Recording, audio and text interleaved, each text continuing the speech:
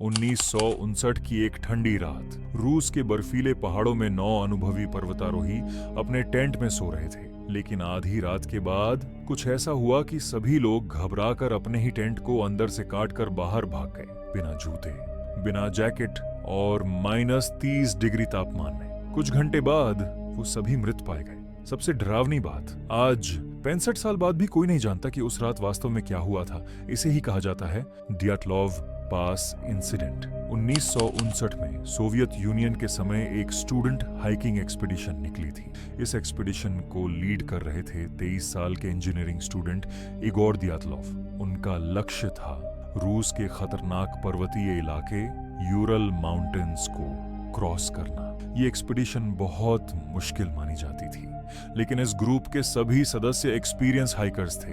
किसी को अंदाजा नहीं था कि ये यात्रा हिस्ट्री की सबसे रहस्यमयी घटनाओं में से एक बन जाएगी। इस एक्सपीडिशन में कुल 10 लोग थे। सभी सोवियत स्टूडेंट्स और ग्रेजुएट्स थे जो एडवेंचर और माउंटेनियरिंग के शौकीन थे।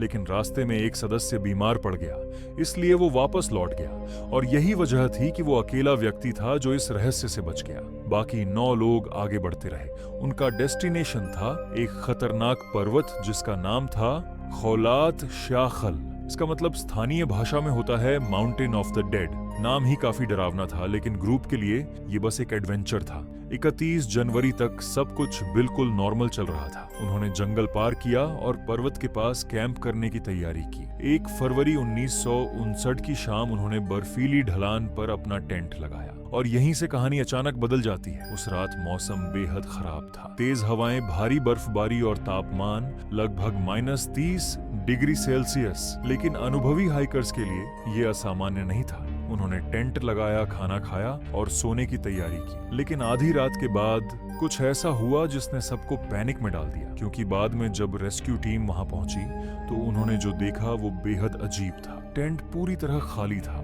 लेकिन सबसे शॉकिंग बात, टेंट अंदर से चाकू से काटा गया था। मतलब लोगों ने खुद अपने टेंट को काटकर बाहर निकलने की कोशिश की थी, और वो भी इतनी जल्दी में कि वो अपने जूते तक नहीं पहन पाए।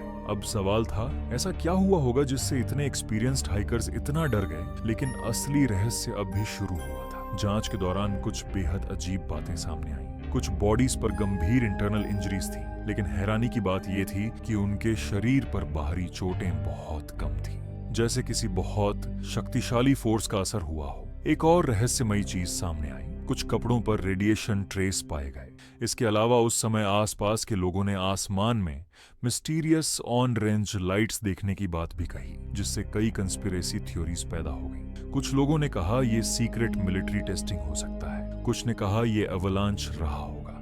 कुछ रिसर्चर्स ने इंफ्रासाउंड फिनोमेनन की थ्योरी दी, जिसमें हवा की खास फ्रीक्वेंसी मानव दिमाग में एक्सट्रीम पैनिक पैदा कर सकती है। लेकिन कोई भी थ्योरी सभी सवालों का जवाब नहीं दे पाती, और यही वजह है कि डियाटलॉव पास इंसिडेंट आज भी दुनिया की सबसे बड़ी अनसॉल्व्ड मिस्ट्रीज में से एक है। इस घटना के बाद सोवियत सरकार ने इन्वेस्टिगेशन की, लेकिन फाइनल रिपोर्ट में सिर्फ इतना कहा गया, victims died due to an unknown compelling force, यानी एक अज्ञात शक्तिशाली कारण। इसके बाद इस इलाके को कई सालों तक बंद कर दिया गया। दशकों तक इस घटना पर स्पेक्यूलेशन चलता रहा और 2019 में रूस ने इस केस की फिर से जांच शुरू की। 2020 में ऑफिशियल कंक्लूजन दिया गया कि संभवतः ये एवलांच था, लेकिन कई एक्सपर्ट्स आज भी इस एक्सप्लेनेशन से संतुष्ट नहीं हैं। डियाटलॉव पास इंसिडेंट सिर्फ एक ट्रेजेडी नहीं है, ये एक ऐसा रहस्य है जिसने डेकेड से साइंटिस्ट्स, हिस्टोरियंस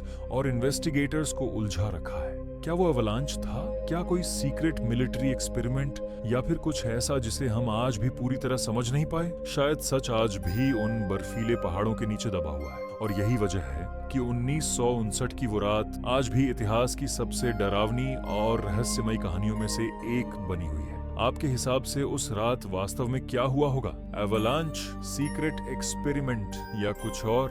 अपनी राय नीचे कमेंट में जरूर बताइए।